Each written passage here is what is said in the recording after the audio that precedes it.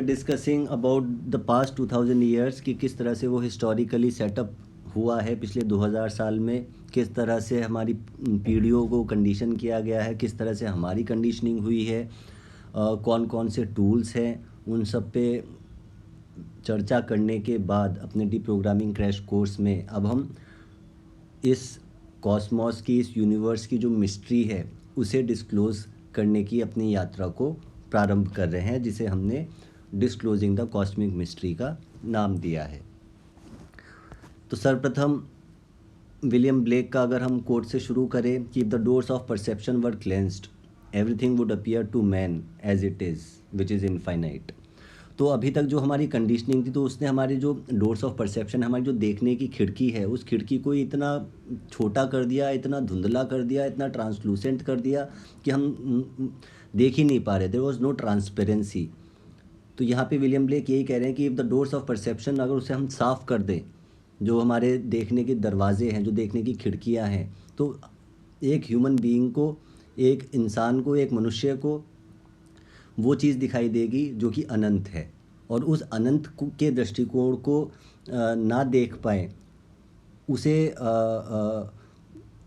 रोकने के लिए, उस अनंत की दृष्टि को रोकने के लिए ही वो सारी कंडीशनिंग हमारी पूर्वजों ने करी है, मतलब हमारे एनिमी ने हमारे पूर्वजों की करी है, जिसे हमने पहली सीरीज़ में देखा और काफ़ी विस्तृत तरीके से देखा। अब हम ये कॉस्मिक मिस्ट्री की तरफ बढ़ते हैं। सो ये भी 5 पार्ट की सीरीज़ रहने वाली है, जिसमें फर्स्ट पार्ट जो है वो शिशुमार नाम दिया गया है। शिशुमार में जो हम डिस्कस करेंगे that is the Indian cosmic take, कि हिंदुस्तानियों की, भारतीयों की, इंडियंस की जो दृष्टि थी, जो हमारे एंसिस्टर्स, एंशियंट एंसिस्टर्स की जो दृष्टि थी इस कॉस्मॉस का क्या स्ट्रक्चर है, किस तरह से वो स्टार का प्लेसमेंट है, किस तरह से वो डायमेंशंस का प्लेसमेंट है, एट्सेट्रा, वो उसे जो संज्ञा दी गई उसे शिशुमार की संज्ञा दी गई, तो जिसे हम फर्स्ट पार्ट में डिस्कस करेंगे। सेकेंड पार्ट में विल बी डिस्कसिंग कि आज मॉडर्न अंडरस्टैंडिंग क्या है। मॉडर्न अंडरस्टैंडिंग आज जो है वो मेजरली वेस्टर्न अंडरस्टैंडिंग है, और वो इसलिए समझना ज़रूरी है क्योंकि अभी हमारी जो वोकेबलरी है वो वोकेबलरी हमारी वेस्टर्न वोकेबलरी है, तो वो हम वेस्टर्न मैट्रिक्स में समझने की कोशिश करेंगे अपने सेकंड पार्ट में इस सीरीज़ के। थर्ड पार्ट में हम देखेंगे कि वो यूनिवर्सल माइग्रेशन किस तरह से हुआ, और फिर किस तरह से अर्थ पे वो चारों तरफ मनुष्य मानवता फैली, तो वो किस तरह से अर्थ सेटलमेंट्स बने, और कौन कहाँ से आके कहाँ पे रहना उसने प्रारंभ किया, और फिर वो किस तरह से वो सारी लीनिएजेस चली, और वो किस तरह से फिर यहाँ पे वो लड़ाई चलेगी, तो वो हम वहाँ पे थोड़ा सा समझने की कोशिश करेंगे। तो यहाँ पे ह्यूमन सेटलमेंट्स किस तरह से बसे from the Inception of this cycle, तो उस को हम तीसरे पार्ट में डिस्कस करने की कोशिश करेंगे। चौथे में लॉस्ट सिटीज़ को देखेंगे, क्योंकि कई बार ये साइकिल चलती है फिर उससे नई पुनर्जन्म हो जाती है, तो उसमें हमें ये लगता है कि ये जो हमें पढ़ाया जा रहा है 2-4-5 हज़ार साल का इतिहास, बस यहीं पे इतिहास हमारा शुरू होता है या ख़त्म हो जाता है। जब हम लॉस्ट सिटीज़ के बारे में चर्चा करेंगे, जिसमें एटलांटिस, लेमुरिया एट्सेट्रा का भी विवरण आएगा, तो वहाँ से वो हमें क्लैरिटी आएगी कि दिस साइकिल इज़ बियॉन्ड, मतलब ये साइकिल चलती रहती है, it's a continuous cycle which we'll try to discuss in our fourth part which is named as the lost cities. और फिफ्थ पार्ट में हम बात करेंगे कि वो जो साइकिल है वो किस तरह से शिफ्ट होती रहती है, वो पोल शिफ्ट की, जैसे जैसे वो पोल शिफ्ट होता रहता है। अभी पोल शिफ्ट को लेकर के भी लोगों में बड़ी मिथ्या है, क्योंकि साइंस ने हमें बताया कि ये लाखों साल में होता है एट्सेट्रा, तो उसे हम 5वें पार्ट में क्लियर करने की कोशिश करेंगे। So this is a general overview of disclosing the cosmic mystery. So let's begin with Shishumar. So we have all listened to historical stories as some sort of myth. But time has now come after a prolonged phase of darkness to unravel the truth. तो हमें अभी historical stories जो हमारी होती है उसे हमने बताया जाता है कि ये मिथ्या है, लेकिन अब समय आ गया है बहुत लंबे अंधकार के कालखंड के बाद कि सत्य को हम जानें, सत्य को हम ग्रहण करें, और फिर हम सत्य को यहाँ पे स्थापित करें। So the first lesson of which is, when unity, the unified field of consciousness, realized its abilities infinite, duality came into existence, then giving birth thereafter to days and nights. तो सर्वप्रथम सब यूनिफाइड था, unity conscious, unified field of consciousness. जब उसने अपनी अनंत संभावनाओं को, अनंत abilities को रियलाइज़ किया, उसके बाद डुअलिटी का जन्म होता है, जिससे कि फिर वो दिन रात, सुख दुख, पतझड़ और दोबारा से पत्ते आ जाते हैं, अलग अलग ऋतु, ये सब आने बनने, इनका जन्म होना शुरू होता है। So the first fraction of unity then came into existence, which is duality, which we have discussed, which settled down somewhere like we do in our small den. फिर उसने अपने आप को सेटल करना शुरू करा, जैसे कि अभी हम अपने अपने छोटी छोटी गुफाओं में रहते हैं, अपने अपने घरों में रहते हैं। विच में refer to as the land from where it all began, a phenomenon of the creation of different clans. तो फिर वो अलग अलग जो प्रजातियां हैं, अलग अलग जो क्लैंस हैं, अलग अलग जो जनजातियां हैं, उनका जो वो प्रारंभ, उनका जन्म होना, उनका क्रिएशन होना प्रारंभ होता है, और फिर वो चारों तरफ फैलाना शुरू कर देते हैं। Stars then started growing in numbers, from where our ancestors, who spoke and wrote all our scriptures, gained majorly their knowledge while flying, nearly without any mass, like a feather. तो उसके बाद जो है वो स्टार्स का जन्म होना शुरू होता है, फिर वो स्टार्स जो है बढ़ने शुरू हो जाते हैं। पहले यूनिटी थी, यूनिटी से फिर डुअल फ्रेमवर्क बनना शुरू होता है, और जब वो डुअल फ्रेमवर्क बनना शुरू होता है तो स्टार्स बनने शुरू होते हैं, और जब वो स्टार्स धीरे धीरे करके वो अपने नंबर बढ़ाने शुरू करते हैं।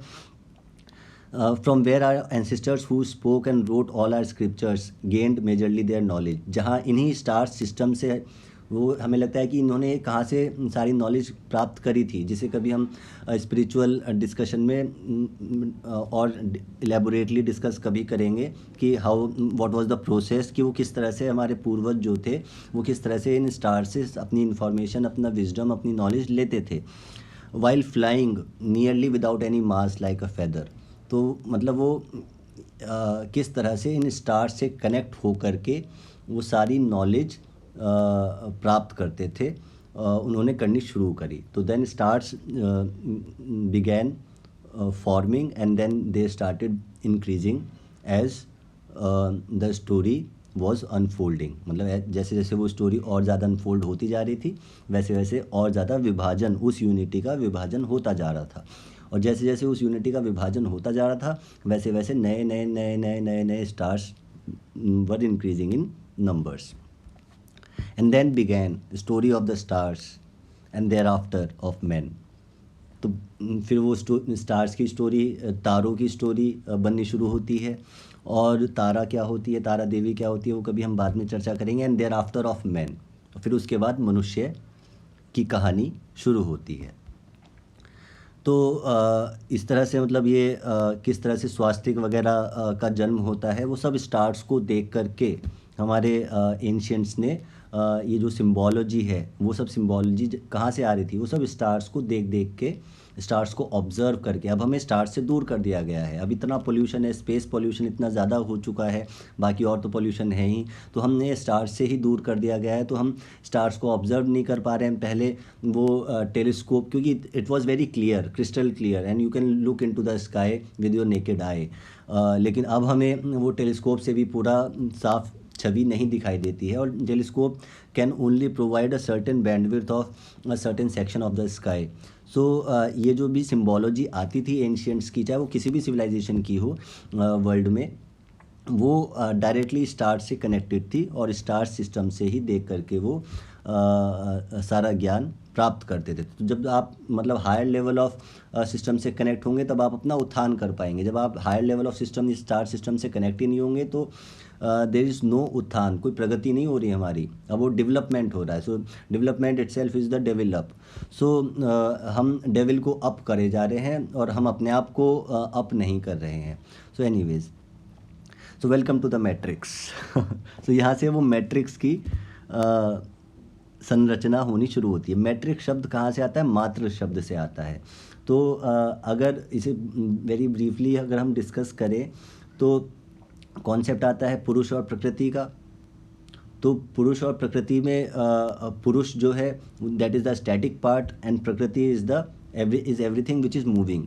तो जो भी कुछ मूव रहा है, जो भी जहाँ पे भी परिवर्तन हो रहा है, परिवर्तन जो है प्रकृति का नियम है और स्थिरता प्रदान करना पुरुष का दायित्व है।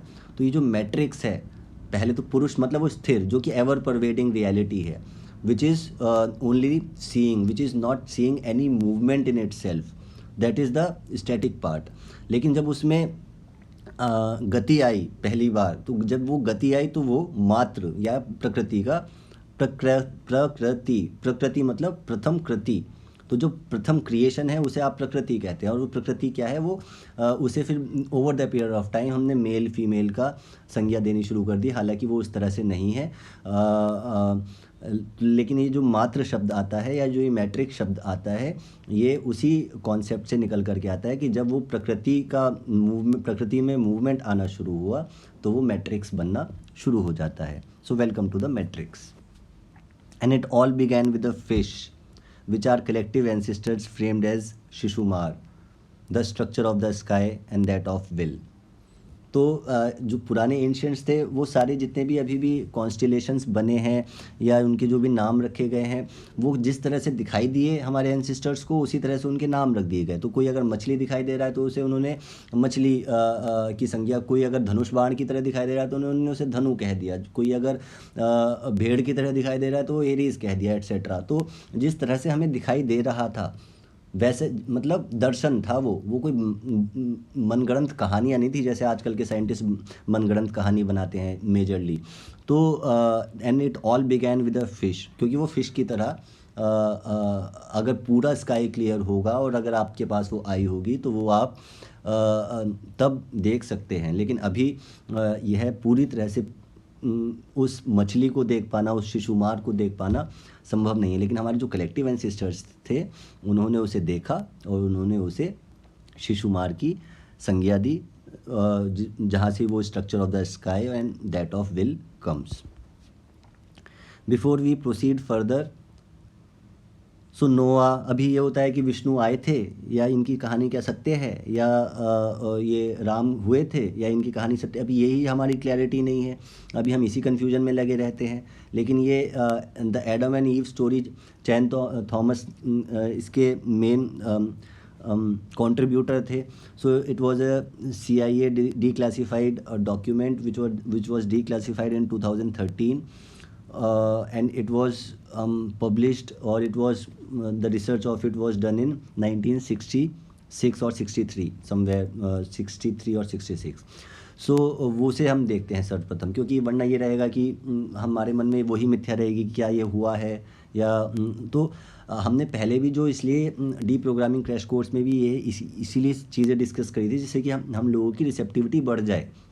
जब तक मन में संदेह होते हैं, जब तक हम साइंस को ही नहीं समझेंगे, जब तक हम फिलॉसफी को ही नहीं समझेंगे, जब तक हम नेशनलिज्म एट्सेट्रा जो भी हमें दिया गया है, रिलीजन एट्सेट्रा का जो भी हमने खिलौने दिए गए हैं, ये सारे जब तक हम इन चीज़ों को नहीं समझेंगे तब तक हम वो ग्रहण नहीं कर पाएंगे। तो इसीलिए हम पहले ही CIA के डिक्लासिफाइड डॉक्यूमेंट से ही पढ़ लेते हैं कि what they are saying. So Noah, Adam and Eve, Vishnu, Osiris, what do they have in common? They represent eras ages apart, and yet somehow they all join hands in the next cataclysm and walk with us. So उस document में साफ साफ कह रहे हैं कि ये और कुछ नहीं कि अलग अलग एराज, वही जो अलग अलग साइकिल्स हैं, किसी में नोआ आ गए, किसी में एडम एंड ईव का कहानी है, किसी में विष्णु की कहानी है, किसी में ओसाइरस की कहानी है। और ये भी हम जैसे जैसे इस सीरीज़ में आगे बढ़ेंगे वैसे वैसे थोड़ा थोड़ा इसके बारे में शायद हम क्लैरिटी और ज़्यादा हमें आती रहेगी। सो ये सो कॉल्ड रिसर्चर्स और सो कॉल्ड साइंटिस्ट और सो कॉल्ड इन्वेस्टिगेटर्स एट्सेट्रा, वो खुद कह रहे हैं कि व्हाट दी विष्णु ओसाइरस ये क्या है, they are nothing but they are representing different ages. तो कोई किसी, इसीलिए हमारे पास हमें वो 2000-5000 साल से ज़्यादा के बारे में हमें पता नहीं होता, और इसीलिए हम इन चीज़ों को मन में संदेह रखते हैं, और जब तक संदेह रहता है तब तक हम क्लैरिटी हमें प्राप्त नहीं हो सकती। और यही कंडीशनिंग हमें, इसी कन्फ्यूजन में हमें डाल के रखा गया है, जो अब समय आ गया है कि हम उस सत्य को जान लें। So, in the control of the divinity of fire, one reaches, following the movements in the sky, through the gracious passage of breath, the Sushumna, the pure spirit, Brahmloka, place of the Creator, which is, that is illuminating and washing off the contaminations, after which one reaching upward attains to the circle or the chakra, O king, called Shishumara. तो ये जो है श्रीमद् भागवत का एक translated script है। तो उसमें क्या कह रहे हैं कि इन the control of the divinity of the fire, मतलब जो हमारे अंदर की जो अग्नि है, जब हम स्पिरिचुअल डिस्कशन करेंगे तो उसे और ज़्यादा क्लियर करेंगे, लेकिन हमारे अंदर अग्नि प्रज्वलित होती है, जिसे कुंडलिनी लोग कह देते हैं, कोई सरपेंट फायर एनर्जी कह देता है, कोई आप उसे कोई भी संज्ञा दे दीजिए। तो जो असली यज्ञ होता है वो हमारे अंदर होता है। So in the control of that divinity of fire, जब वो अग्नि प्रज्वलित होती है और फिर वो ऊपर ऊपर ऊपर ऊपर ऊपर बढ़ना शुरू होती है, following the movements in the sky through the gracious passage of breath. Ida Pingala Sushumna का आपने नाम सुना होगा। तो तीन हमारी नाड़ियाँ हैं, जिसमें गंगा जमुना सरस्वती जो बीच वाली है वो गंगा है, उसे आप सुषुम्ना कह दीजिए। तो जब आप वो सारी एनर्जी सुषुम्ना से ऊपर बढ़ना शुरू होती है, the pure spirit that is illuminating and washing of the contaminate, सारे मैल को साफ करते हुए वो प्योर स्पिरिट जागृत होती है। After which one reaches upward attains to the circle which is nothing but Shishumar. तो वो धीरे धीरे धीरे धीरे करते करते करते करते जैसे जैसे एक मनुष्य अपनी यात्रा ऊपर बढ़ाता जाता है, तो वो अंत में कहाँ पहुँचता है? O king which is called Shishumar, which is nothing but, we'll see what it is. They are saying it's a galactic time, etc. So in the Srimad Bhagavatam, it describes the constellations above the plane of Bhumandal. अभी हम कहाँ रह रहे हैं? भूमंडल पे रह रहे हैं। Where there is a transcendental incarnation of Shri Krishna. अब इसीलिए हमने पहले ही वो डिस्कस कर लिया कि विष्णु, ओसाइरस, ये सब क्या है? These are nothing but different beings, मतलब टू पुट देम माइल्डली, वो हैं क्या एक्चुअली में, वो हम कभी और एलेबोरेट डिस्कशन में देखेंगे। तो ऑफ श्री कृष्ण, तो अभी आप ये मत देखिएगा कि श्री कृष्ण मतलब श्री कृष्ण नोन एज शिशुमार। सो ये क्या है? ऊपर मतलब कहते हैं ना कि दुनिया ये कि जो वो एवर परवेडिंग रियलिटी है, उसने अपने आप, उसका जो ट्रांसेंडेंटल इनकारनेशन है, अगर आपको उसके सिस्टम को या उस पूरे काल चक्र को या जो गैलेक्टिक टाइम है उसको एक फॉर्म में जब दिया गया, उस फॉर्म को उन्होंने, जो वो फॉर्म है, वो सारे जितने भी कॉन्स्टिलेशंस हैं, जितने भी स्टार्स हैं, जब आप उन सबको एक साथ देखने की दृष्टि आपके अंदर आ जाती है, उस पूरे एक साथ सिस्टम को शिशुमार की संज्ञा श्रीमद् भागवतम देती है। Shri Shishumar is the transcendental dolphin form of the Lord which is swimming in the ocean of space above the upper celestial hemisphere of this ब्रह्मांड। तो ये ऊपर जो है एक तरह से स्विम कर रही है in the ocean of space, the upper celestial hemisphere, जो सबसे ऊपर का, ये हमारी बॉडी से भी हम इसे लिंक कर सकते हैं, और जो सबसे ऊपर का अपर सेलेस्टियल हेमिस्फेयर ऑफ द ब्रह्मांड है, वहाँ पे ये शिशुमार जो है एक मछली, एक डॉल्फिन की भांति स्विम करता हुआ रहता है, स्विम। और यही पूरा का पूरा सिस्टम, ये पूरा का पूरा काल चक्र, जिसे जो पूरा मैनेजर है, जो पूरा हर एक जो हर एक पत्ते का मूवमेंट इसी के अनुसार, इस स्काई के मूवमेंट के अनुसार, इस पूरा जो सिस्टम ऑफ कॉन्स्टिलेशंस है, जो कि एक पेंडुलम की भांति ऊपर से नीचे लटका हुआ है, जिसे यहाँ पे एक फिश की संज्ञा दी गई है, यही पूरा मैनेज करता है। सो इसे अगर हम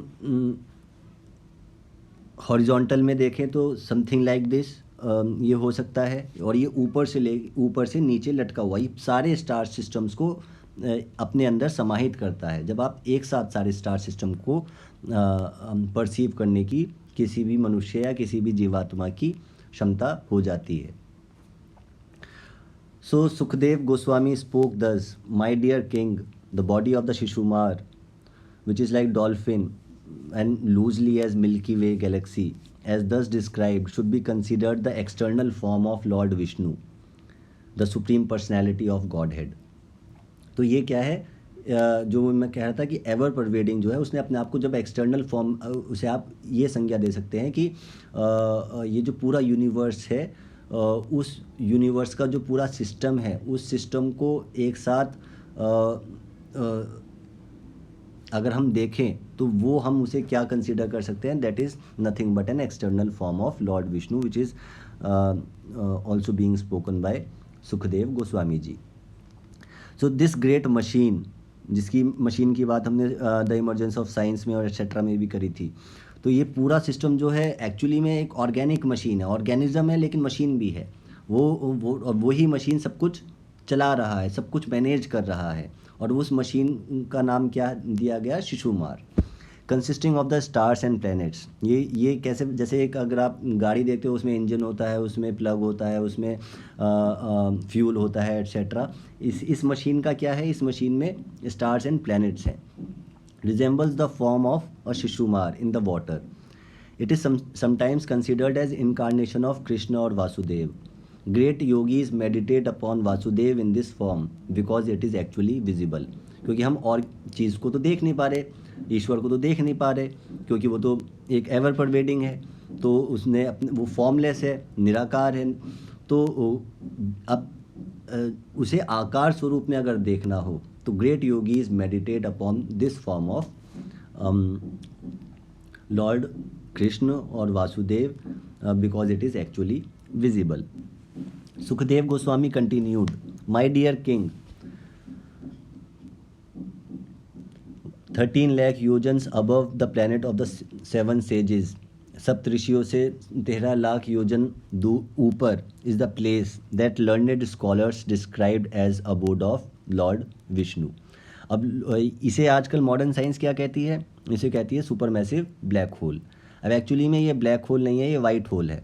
अब आपने वाइट होल को सुना नहीं होगा, क्योंकि अभी डार्कनेस का डार्क बीइंग्स का एजेंडा चारों तरफ चल रहा है, तो उन्हें वो हर चीज़, वो black black black black dark mode etcetera उस तरफ हमें ले जाया जा रहा है. सो मॉडर्न साइंस आपको सुपरमैसिव ब्लैक होल कहेगी, लेकिन ये it's nothing but supermassive white hole. और तो ये सुखदेव गोस्वामी जी बता रहे हैं कि सप्तऋषियों से 13 लाख योजन ऊपर एक वैकुंठ धाम है, जहाँ पे विष्णु वास करते हैं, और इस तरह से वो ग्रेट योगीज इस डॉल्फिन को पे मेडिटेट करते हैं. This is not an actual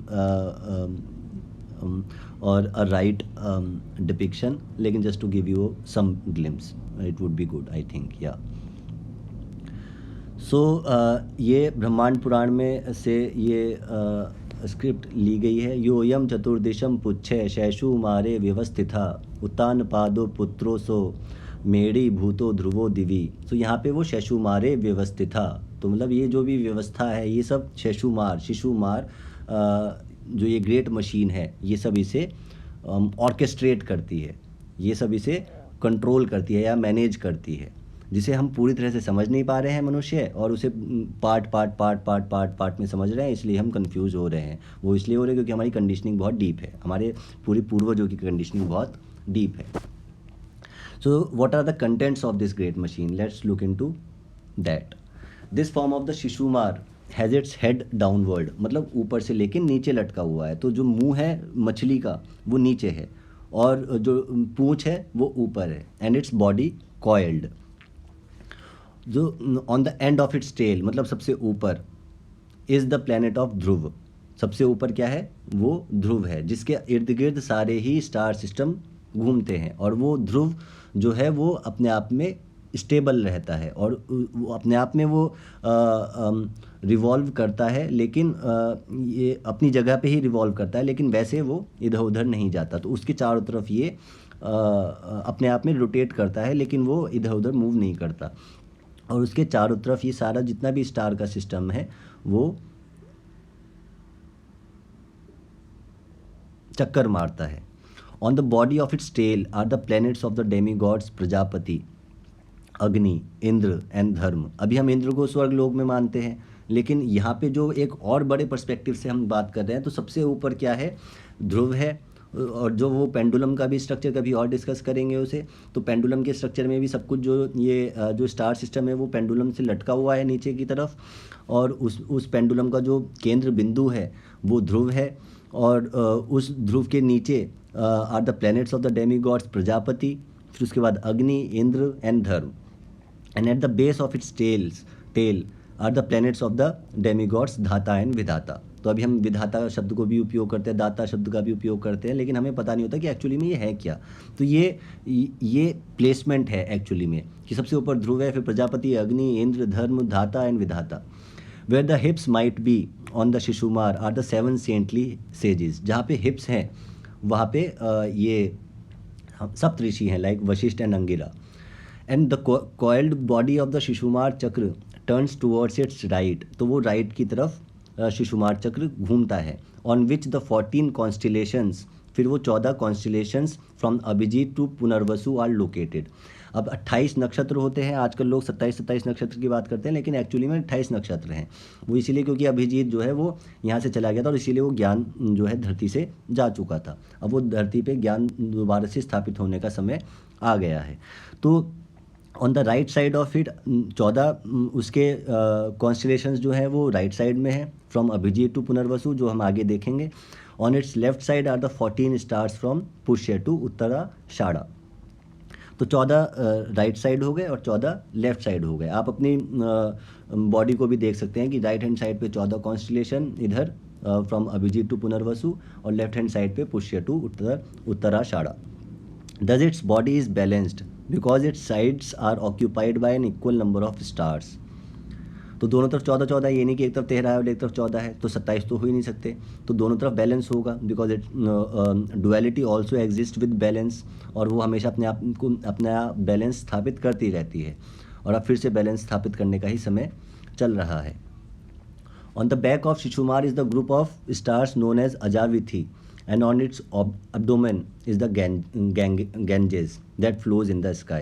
तो यहाँ जो इसका पेट है, उस पेट के आसपास में वो मिल्की वे, जिसे आज आप आकाश गंगा का नाम देते हैं। तो Akash Ganga is not the entirety, is just the abdomen part of that Shishumar और दैट फिश और that dolphin. So this is also described in Shrimad Bhagwat. On the upper chin of the Shishumar is Agasti. तो जो ऊपर की चिन्ह है, ऊपर का हिस्सा है चिन्ह का, वहाँ पे Agasti. On it's lower chin lies Yamraj. तो वहाँ पे लोअर चिन्ह पे यमराज है।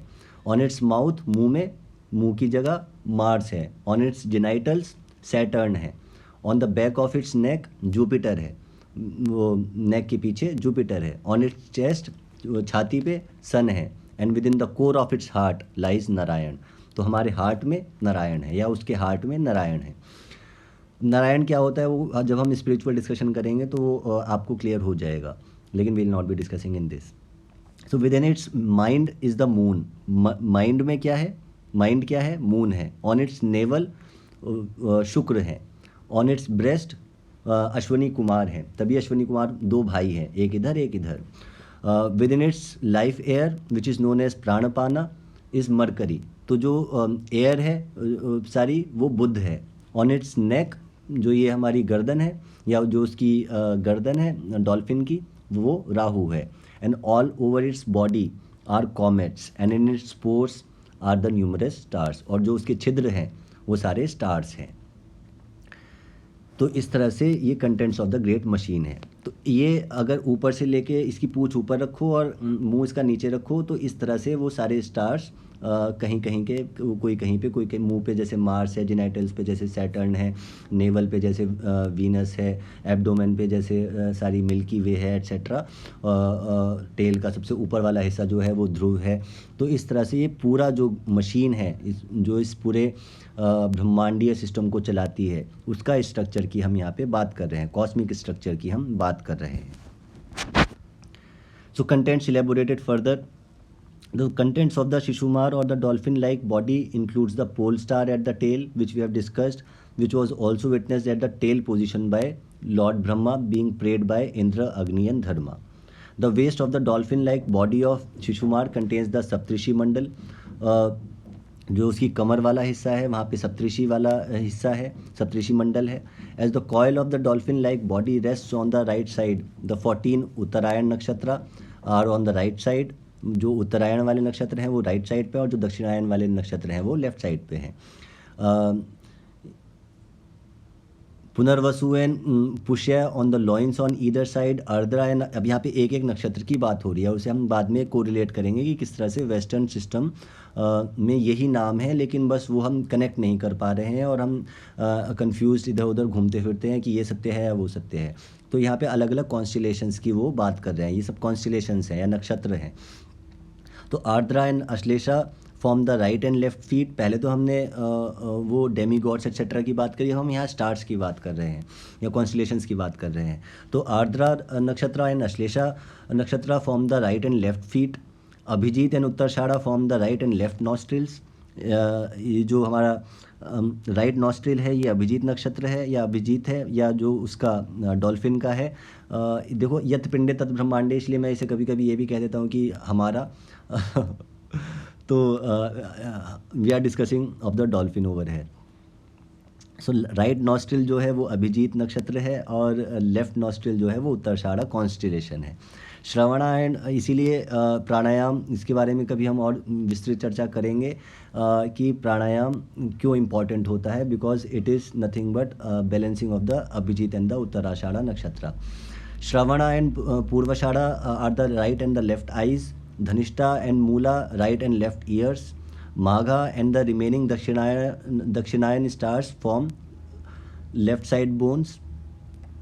Mrigashira and the rest the right side bones of shoulders. Agasti forms the upper jaw, ऊपर वाला जो जॉ है हमारा वो अगस्ती है, नीचे वाला जॉ, मतलब आपको ट्रांसलेशन में थोड़ा थोड़ा इधर उधर मिल जाएगा। जैसे वहाँ पे उन्होंने अपर चिन और लोअर चिन की बात करी थी, यहाँ पे वो अपर जॉ लोअर जॉ की बात कर रहे हैं, क्योंकि अलग अलग ट्रांसलेटर्स उसे अलग अलग तरह से इंटरप्रेट करते हैं। यहाँ पे मार्स को फेस बता दिया है, वहाँ पे मार्स को माउथ बताया था। तो एक्चुअल में अगर हम इस संस्कृत वर्जन में जाएंगे तो वहाँ पे हमें सत्य एग्जैक्ट मिलेगा, लेकिन अभी हम हमारी जो लैंग्वेज ऑफ अंडरस्टैंडिंग है वो हिंदी, इंग्लिश एट्सेट्रा है, तो इस वजह से हम ये ट्रांसलेटेड वर्जन को देख रहे हैं। So Saturn the organ of generation. Brihaspati the shoulder hums. Sun the chest. Narayan the heart. Moon the mind. Ashwini Kumar the nipples. Mercury the Pan and Apan. Rahu the neck and Kuber all over the body.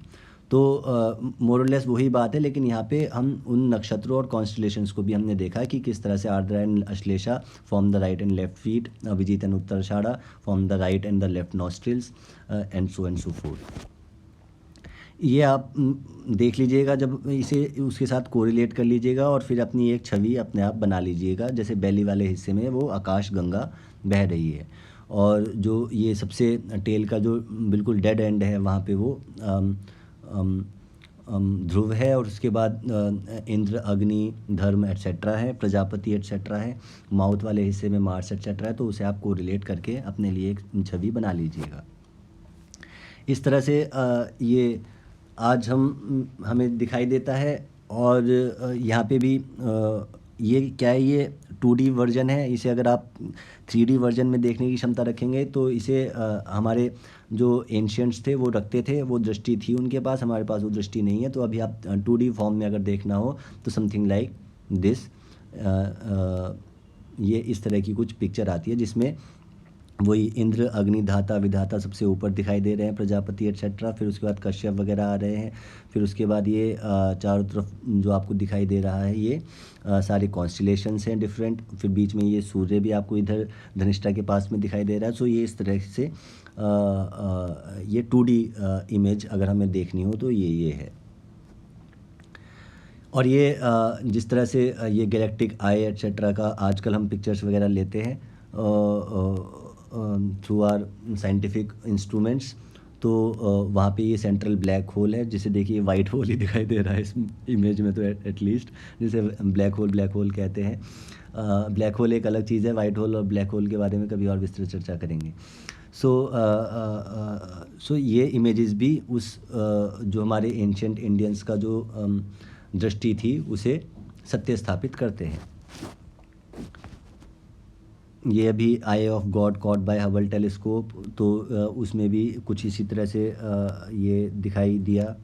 सो ये इस तरह से ये ब्रह्मा का अंडा है, जो हमारे इंडियन एंशंट एंसिस्टर्स ने जिसके बारे में बात करी, और इस तरह से 14 लोकों का विवरण दिया गया। ये 14 लोग are nothing but different dimensions, जिसे हम वेस्टर्न मैट्रिक्स में अलग दृष्टिकोण से देखेंगे। तो इसीलिए आजकल कोई 1D को कुछ बता दे रहा है, कोई 2D को कुछ बता दे रहा है, क्योंकि उनके पास वो दृष्टि तो है नहीं, वो पढ़ी पढ़ाई बातें हैं, तो जिसके पास दृष्टि होगी वही आपको बता सकता है।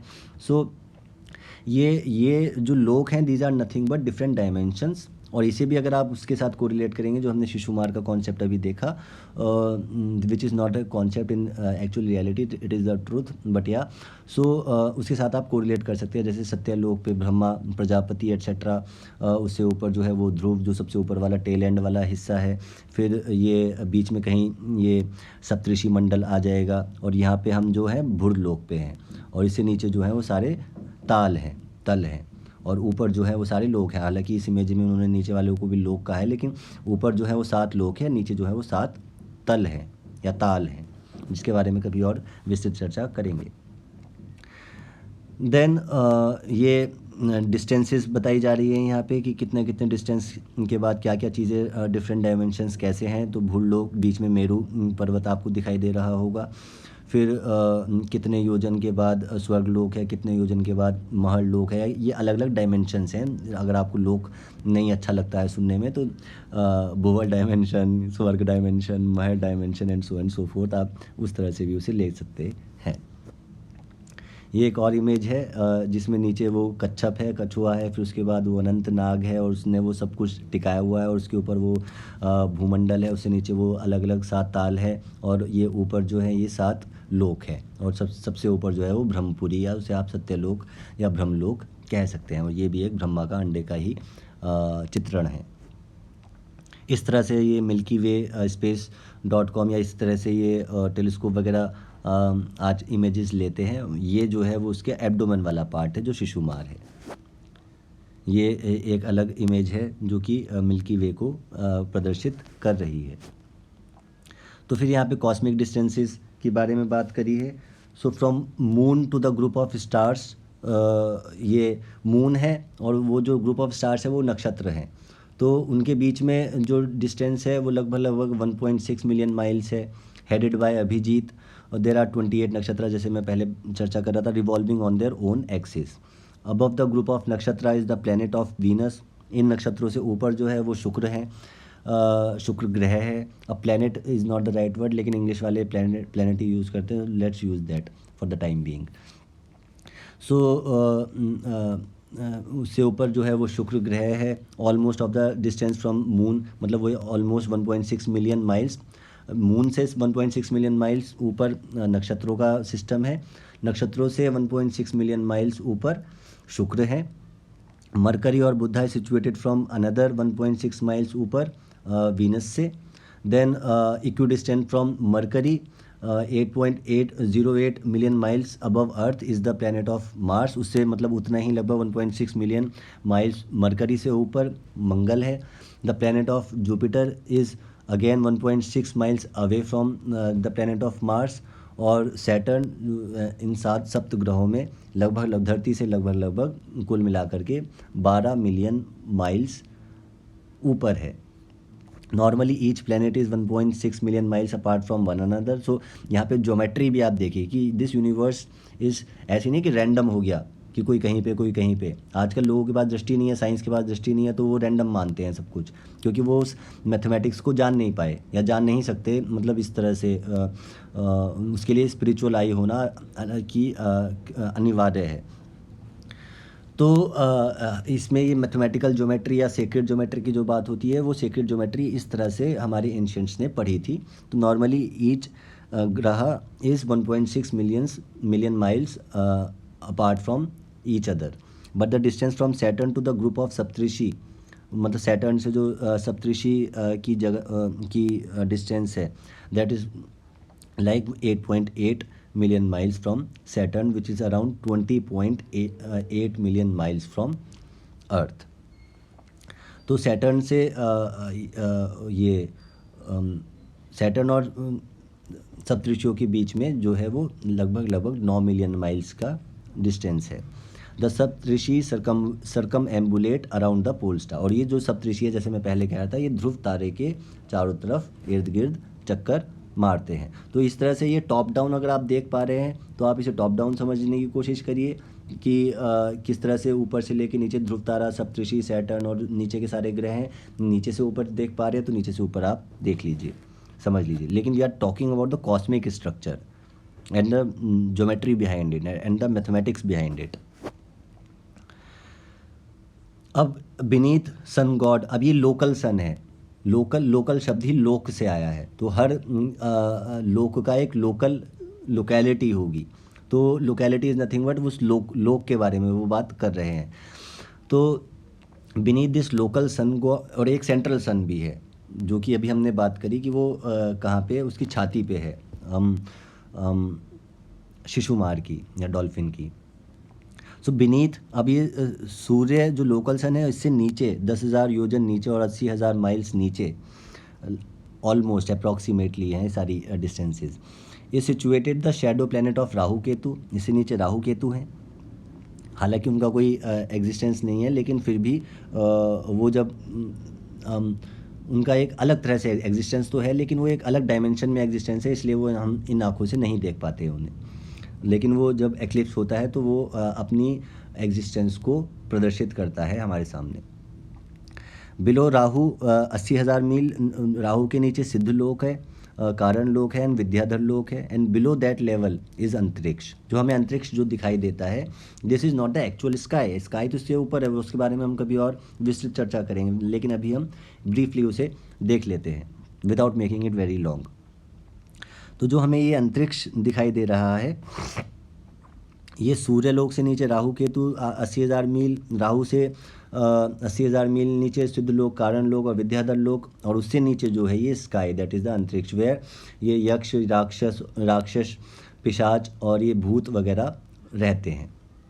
There is no movement of air beyond that level and the planet of earth is situated some 100 yojan और 800 माइल्स देयर अंडर, और इससे अंतरिक्ष से 800 मील नीचे लगभग धरती है। और ये डिस्टेंस चेंज होती रहती है क्योंकि वो काल और युगों का सिस्टम वो ये डिस्टेंस को घटाता बढ़ाता रहता है थोड़ा, उसमें चेंजेस, क्योंकि प्रकृति जो है वो परिवर्तनशील है, परिवर्तन करती रहती है। लेकिन वो जो परिवर्तन भी करेगी वो अपनी एक ज्योमेट्री के अनुसार ही करेगी, एक गणित के अनुसार ही करेगी। और large birds like eagles and swans can fly up to that limit. आपने वही कहानी भी सुनी होगी हनुमान जी और एक गरुड़ देव की, तो कि ये भी एक सर्टेन हाइट तक ही फ्लो या फ्लाई कर सकते हैं। और कोइंसिडेंटली देखिए लो अर्थ ऑर्बिट के बारे में जो आजकल बात करते हैं लियो के बारे में, वो भी approximately at an altitude of less than 1000 kilometres. तो यहाँ पे वो 800 माइल्स के बारे में बात कर रहे हैं, और यहाँ पे जो लो अर्थ ऑर्बिट की बात हो रही है वो 1000, तो मतलब सेम ही आएगा। बिकॉज जो अपने सिस्टम को समझ लेगा वो पूरे ब्रह्मांड के सिस्टम को समझ लेगा, और हमारे एंसेस्टर्स ने अपने सिस्टम को समझ लिया था, तो उनकी कैलकुलेशन गलत नहीं हो सकती है। आज की साइंस की तो फिर भी अप्रॉक्सीमेटली इधर उधर हो सकता है, बट उनकी कैलकुलेशंस नहीं गलत हो सकती है। अब I am talking of the very very ancient ancestors, मैं अभी 1000-2000 साल वाले एंसेस्टर्स की बात नहीं कर रहा हूँ। So take it that in mind, जो पिछले 1000, 2000, 3000 साल या 5000 साल में जो किताबें लिखी गई हैं उनके बारे में I am not talking about. तो उनकी कैलकुलेशंस में हो सकता है कि थोड़ा बहुत अप्रॉक्सीमेशन आ गया हो, लेकिन जो एक्चुअल एंसेस्टर्स थे उन्होंने उसे वैसे ही देखा जैसे वो था। और उसकी गणित इज़ नॉट वेरी डिफ़िकल्ट, कभी हम विस्तृत चर्चा करेंगे तो आई लेट यू अंडरस्टैंड कि I try to make you understand कि how they use to calculate these distances.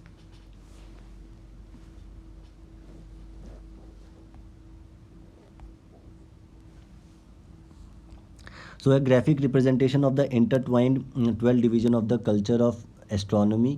तो यहाँ से वो जो जोडियक साइन आता है 12 राशियों का, वो ये उसका एक ग्राफिक रिप्रेजेंटेशन है कि किस तरह से वो अपने आप इंटरट्वाइन करते हैं। तो यहाँ से वो जोडियक साइंस या राशि वो का चार्ट जो बनता है 12 राशि, वो इस तरह से उसका ग्राफिकल रिप्रेजेंटेशन ये है।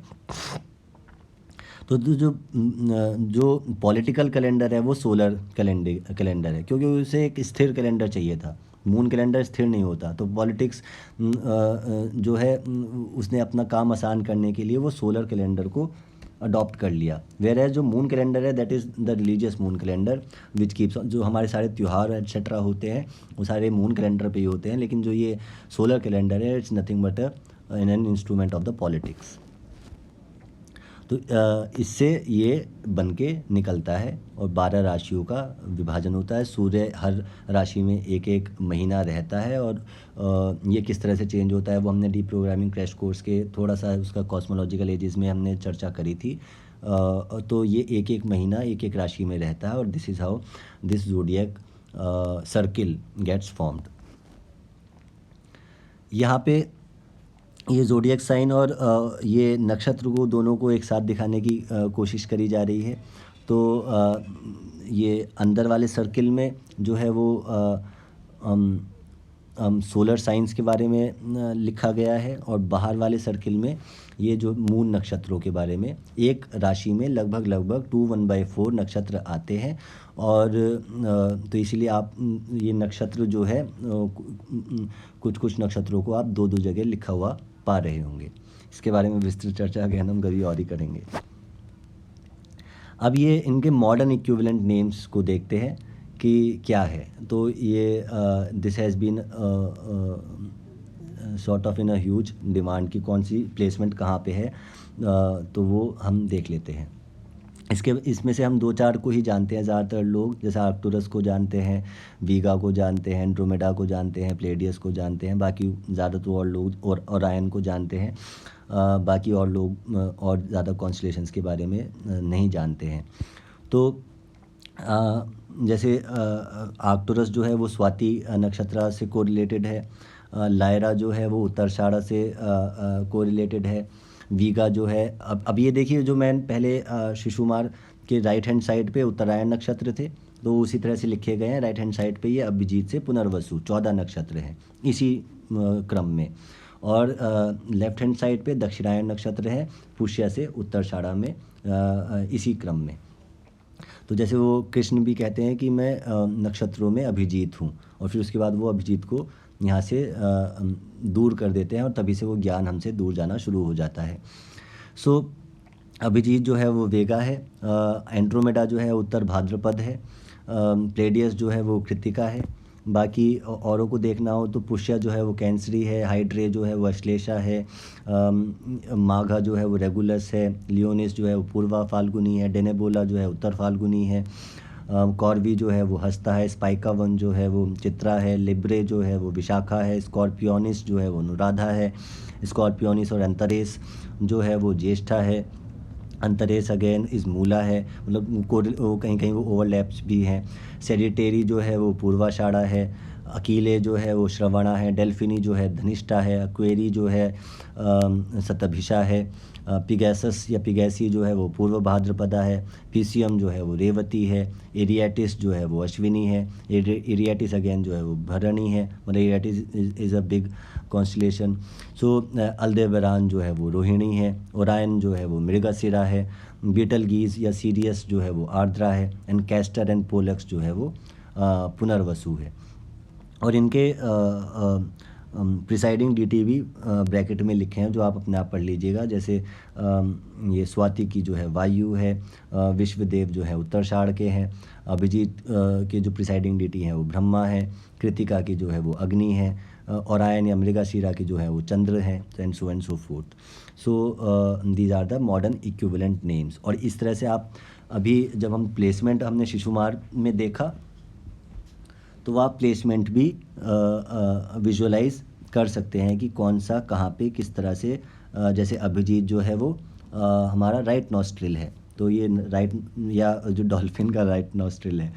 सो अभिजीत ये वेगा हो गया, लेफ्ट नॉस्ट्रिल जो है वो लायरा हो गया, एंड सो फोर्थ। तो आप उसे जब आप फिश को उल्टा लटकाएंगे तो उस हिसाब से आप देख सकते हैं कि कौन सा कहाँ पे कैसे प्लेस्ड है इस पूरे ब्रह्मांड में। सो लाइक द चक्र of Shishumar is the wheel of संसार। तो ये जैसे बुद्ध जो है वो संसार के बारे में बात करते हैं, तो संसार के चक्र के बारे में बात करते हैं। तो वो ये कि करप्ट होता जा रहा था, करप्ट होता जा, अलग अलग एक टर्मिनोलॉजी आ रही थी, अलग अलग एक एक्सप्रेशन आ रहा था, जो जैसे जिसकी अनुभूति हो रही थी वो उस हिसाब से उसे एक्सप्रेस कर रहा था। So the wheel of samsara also known as wheel of destiny. अब ये क्या है, व्हील ऑफ डेस्टिनी यही तो है ना, क्योंकि ये सब कुछ ही रेगुलेट कर रहा है। जैसे ये घूमता है वैसे ही युग परिवर्तन होता है, या वैसे ही यहाँ पे कॉन्शियसनेस में बदलाव आ जाता है, चेतना तल अच्छा हो जाता है या चेतना तल पॉल्यूट हो जाता है, या इंडिविजुअली भी वो हमें किस तरह से मैनेज कर रहा है, वो सिस्टम ऑफ ज्योतिष से कोरिलेटेड रहता है। So wheel of destiny is this which is which some people has said wheel of samsara or wheel of life or cosmogenesis wheel of Ezekiel or wheel of fortune or arcane 10 और wheel of archangel Heraithan। सो अलग अलग नाम, जो भी अलग अलग civilisations हुए, अलग अलग एक्सप्रेशंस हैं। ये is a visual and religious representation of Samsara. Samsara is this, जिस संसार डुअलिटी में जो भी है संसार है, संसार है। इस डुअलिटी से बाहर जो है वो यूनिफाइड फील्ड ऑफ कॉन्शियसनेस है, which when turning would explain the cycles and different stages of physical life, birth, life, death, rebirth और reincarnation, something like that। ये इसे वो किस तरह से आधे वाले हिस्से में वो आप देखेंगे कि सारे ये आपको Monks etcetera, Monks is not the right word, लेकिन हाँ जो भी लाइट बीइंग्स हैं वो आधे वाले हिस्से में दिखाए जा रहे हैं, लेफ्ट हैंड में दिखाए जा रहे हैं, जो कि ये रिप्रेजेंटेशन थोड़ा सा सही नहीं है, लेकिन just for the sake of representing it I have put it over here. और ये राइट हैंड साइड में जो है ये सारे बॉन्डेज है, लोगों को प्रिजन में बांध के रखा हुआ है एट्सेट्रा, डार्कनेस है सो टू से। तो एक तरफ ज्ञान है, एक तरफ अज्ञान है, और बीच में किस तरह से ये स्नेक है, जिसे हम सेकंड पार्ट और थर्ड पार्ट में देखेंगे कि किस तरह से ये लड़ाई होती है गरुड़ और सांप की, और किस तरह से ये गरुड़ जो है वो सांप को मारता है, और ये सांप जो है ये गाय को डस लेता है, फिर वो गाय जो है गरुड़ का पैर पकड़ के फिर से वो एक साइकिल चलता रहता है, चलता रहता है। और बाहर की तरफ ये अलग अलग डिपिक्शंस भी दिए गए हैं कि किस तरह से लाइफस्टाइल होता है अलग अलग चक्रों। और ये आप व्हील ऑफ ज़ोडिएक से भी इसे कोरिलेट कर सकते हैं, अगर आपके पास वो डिस्क्रिमिनेटरी या आई है तो, या आई टू सी है तो। अब ये एक बुक थी रिचर्ड थॉमसन की, द कॉस्मोलॉजी ऑफ द भगवत पुराण, उसका एक एक्सकर्प्ट है। तो उसमें क्या लिखा है वो पढ़ लेते हैं। From the flat earth to the sun's chariot. अब फ्लैट अर्थ सुनने में ये लगता है कि फ्लैट अर्थ, अब वो कभी और स्ट्रक्चर देखें तो flat earth is not the actual right terminology, में नॉट बी, लेकिन अभी उन्होंने जो लिखा है वो हम पढ़ रहे हैं। सो फ्रॉम द, क्योंकि जब तक आप पूरे स्ट्रक्चर को नहीं समझेंगे तब तक ये टर्मिनोलॉजी में फंसे रहेंगे। और अभी हम कॉस्मिक स्ट्रक्चर की बात कर रहे हैं, और ये लोग जो थे वो कॉस्मिक स्ट्रक्चर को नहीं देख पा रहे थे पिछले 2-4-5 हज़ार साल से, इसलिए वो इस तरह की टर्मिनोलॉजी को उपयोग कर लेते हैं और उससे कन्फ्यूजन और ज़्यादा फैल जाता है। So let's not go into that trajectory, let's try to understand the cosmic structure from a bigger picture without indulging ourselves in petty things. So from the flat earth to the sun's chariot, traditional spiritual texts seem wedded to outmoded cosmologies that show at best the scientific limitations of their authors. तो यहाँ पे वो कह रहे हैं कि वो बता रहे हैं कि किस तरह से जो ट्रेडिशनल स्पिरिचुअल टेक्स्ट्स हैं seem wedded to outmoded cosmologies that show at best, कि वो क्या दिखा रही है, जो आजकल की जो कॉस्मोलॉजी है, that is revealing nothing but और showing nothing but the scientific limitations of their authors.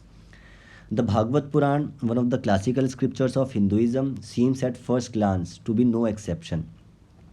कि शुरुआत में तो वो भी ऐसे लगता है कि ये भी, हाँ इसकी भी अपनी लिमिटेशंस हैं, साइंटिफिक लिमिटेशंस रही होंगी। However he says, a closer examination of this text reveals unexpected depths of knowledge in ancient cosmology. This shows that the cosmology of the Bhagavad Puran is a sophisticated system with multiple levels of meaning that encode at least 4 different astronomical, geographical and spiritual world models. By viewing the text in the light of modern astronomy, Richard Thompson shows how ancient scientists expressed exact knowledge in apparently mythological terms. कि Richard Thompson ने अपनी इस किताब में यह दिखाया है कि how ancient scientist expressed exact knowledge in आजकल हम उसे मिथोलॉजिकल टर्म्स कह रहे हैं ना, वो टर्म वोकेबलरी आज की है, but they have expressed exact knowledge in apparently mythological terms. The writer is saying, the writer is not Richard Thompson, but some other is writing some sort of summary of Richard Thompson's work.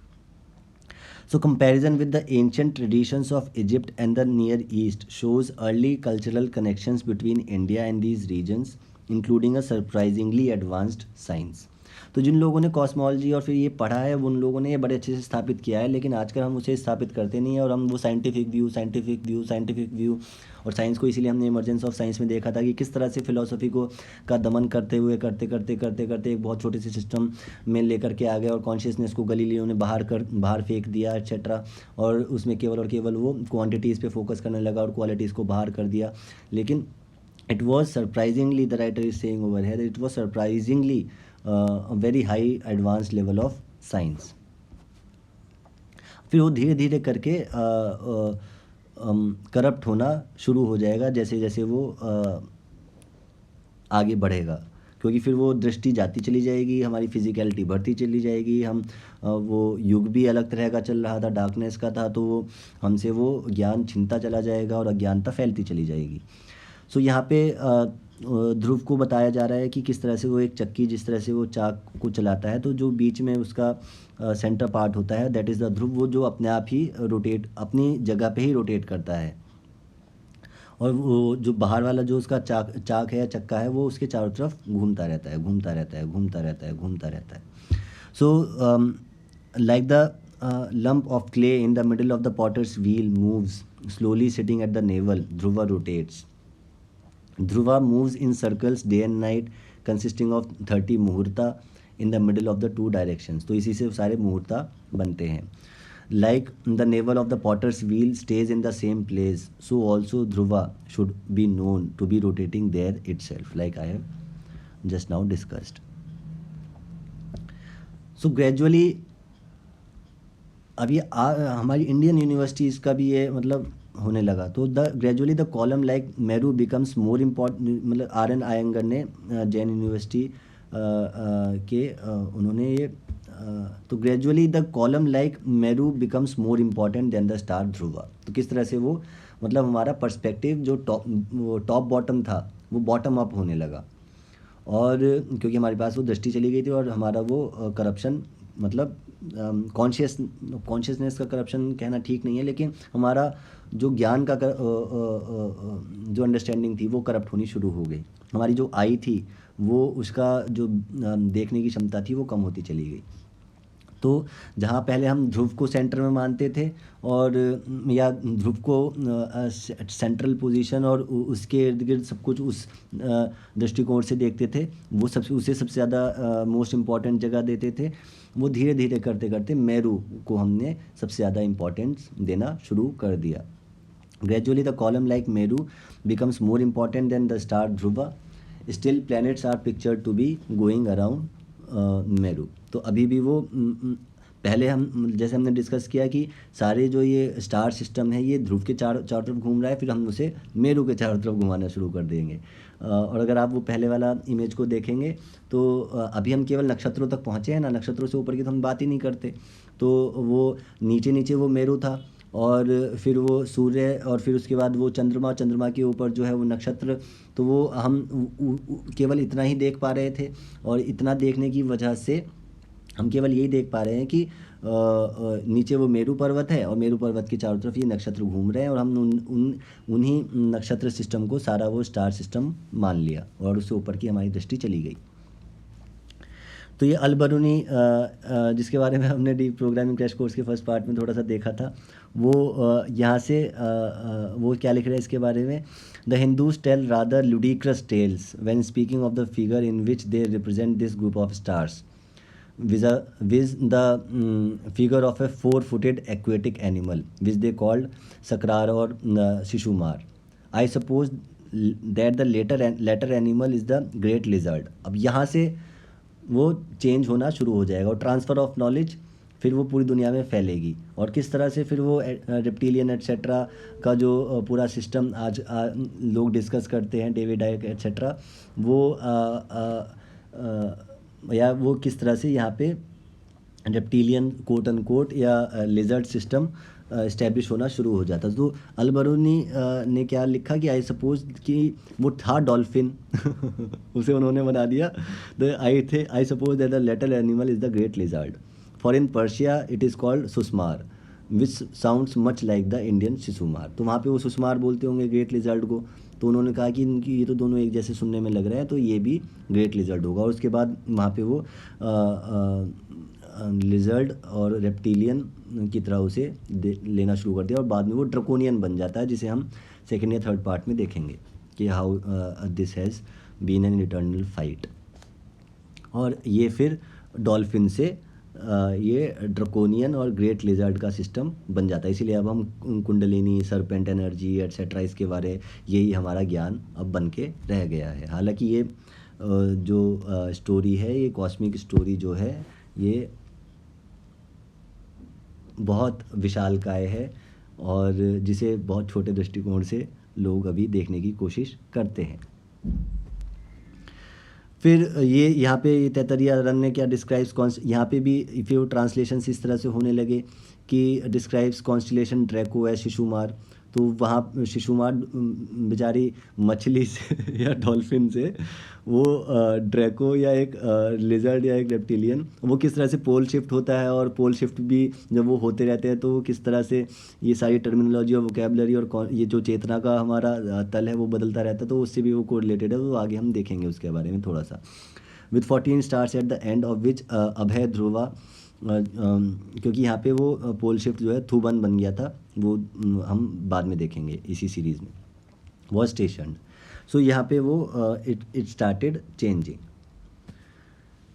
ये RH. Elon star की book आई 1899 में। सो वहाँ पे भी वो ये उसे Draco के साथ ही कोरिलेट करते हैं। The Hindus from whom the Greeks are said to have borrowed it although the reverse of this may have been the case. वो कह रहे हैं कि अभी तो ये पढ़ाया था ना, हिंदूज ने ग्रीक से लिया, लेकिन वो कह रहे हैं कि although the reverse of this may have been the case, knew it as Shishumar और Shimshumar changed in later days to Jijumar. उसके बाद वो जिजुमार बन गया। और a porpoise also ascribe to Draco and they located here the 22nd nakshatra which is Shravishtha, which is also now known as Dhanishta, which is the richest or the Vasus, bright or the good ones, being the regents of this asterism, which was figured as a drum marking the junction of Satabhisha. तो ये changes यहाँ पे आने शुरू हुए और फिर कुछ राइटर्स ने उसे समझा, लेकिन ज़्यादातर उसे नहीं समझ पाया और उसे फिर वो हमने उसे एक बहुत बड़े, क्योंकि हमारे पास वो दृष्टि नहीं बची थी, और वो दृष्टि नहीं बची तो उसे हम बहुत सेक्शनल चीज़ें देखने लगे, और सेक्शनल चीज़ें जैसे हम देखते चले गए वैसे ही वो हमारा दृष्टिकोण भी बदलता चला गया और यहाँ का चेतना तल भी बदलता चला गया और अज्ञानता बढ़ती चली गई। लेकिन अब समय बदल रहा है। यहाँ पे भी वही है कि यहाँ पे अब देखिए वहाँ पे एक अलग तरह से ट्रांसलेशन था, मतलब एक बड़ा ट्रांसलेशन था। यहाँ पे वो अब ट्रांसलेशन भी बदल जाएगा कि Dharma is the head, Brahma is the upper jaw. अभी ब्रह्मा को अपर जॉ पे ले आए, है ना। ब्रह्मा जो थे वो सबसे टेल एंड पे थे, प्रजापति, ब्रह्मपुरी या ब्रह्मलोक, लेकिन वो धर्म भी ऊपर थे। लेकिन ये धर्मा को जो है हेड पे ले आए बाद में, जब ट्रांसलेशन होते चले गए। अब बाद के जो पुराण भी लिखे गए, क्योंकि उनका दृष्टिकोण भी थोड़ा सीमित होता चला गया। ब्रह्मा या बाद में मैनिपुलेशन हुआ, who knows. So Dharma is the head, Brahma is the upper jaw, ये yajna is the lower jaw, Vishnu is the heart, Samvatsara is the genital, वहाँ पे सैटर्न को जेनाइटल बताया था। अश्विन्स आर द 4 लेग्स, वहाँ पे ब्रेस्ट को बताया था या निपल्स को बताया था। Atri is the centre, Mitra and Varuna are the hind legs, Agni is the first stem of the tail, then Indra, then Prajapati, and Abhayam is the fourth. This is the shining celestial Shishumar. You are Dhruva, you are the place of Dhruva, you are the lord of the beings, you are the best among them. यहाँ पे फिर भी वो ध्रुव को ही centre बताया जा रहा है, लेकिन ट्रांसलेशंस ये इसलिए रखा गया कि ट्रांसलेशंस भी अलग अलग या अलग अलग पुराण भी उसे अलग अलग व्याख्या अलग अलग, क्योंकि अलग वो किसी ने मान लीजिए 100% देखा, किसी ने 80% देखने की क्षमता प्राप्त करी, किसी ने 60% देखने की क्षमता प्राप्त करी, तो जो वो 100 वाला होगा वो एक पूरा क्रिस्टल क्लियर बता रहा होगा, लेकिन जो 80% देखा है वो उसमें कुछ 20% कन्फ्यूजन आ जाएगा, करप्शन आ जाएगा। फिर जिसने 60% देखा होगा उसमें और कन्फ्यूजन आ जाएगा, किसी ने 10% देखा होगा तो उसमें और कन्फ्यूजन आ जाएगा। तो इस तरह से वो corruption over the period of time होता चला गया। फिर ये all the Puranas declare that Dhruva was at the end of the tail of Shishumar made of 14 stars in a particular order along the body of the figure. Even though one cannot be sure of the way the ancients assembled the various stars to get the figure of Shimshumar, which I'll explain maybe sometime, it is easy to observe that it can be matched only with the modern constellation Draco. तो यहाँ पे भी अभी ये RN Iyengar साहब भी यही कह रहे हैं कि मुझे तो ये तो नहीं पता है कि उन्होंने किस तरह से इस फिगर तक, वो डॉल्फिन के फिगर तक पहुँचे थे या घड़ियाल के फिगर तक वो पहुँचे थे, लेकिन it is easy to observe that it can be matched only with the modern constellation Draco और द ड्रैगन। और आजकल जो पूरी दुनिया में जो विश फैला रहे हैं ये सारे ड्रैगन्स ही फैला रहे हैं, क्योंकि इनका समय था, लेकिन अब इनका समय धीरे धीरे करके या लगभग समाप्त हो ही चुका है। और या so this was about today, and in the next part we'll be discussing the Western metric, so stay tuned.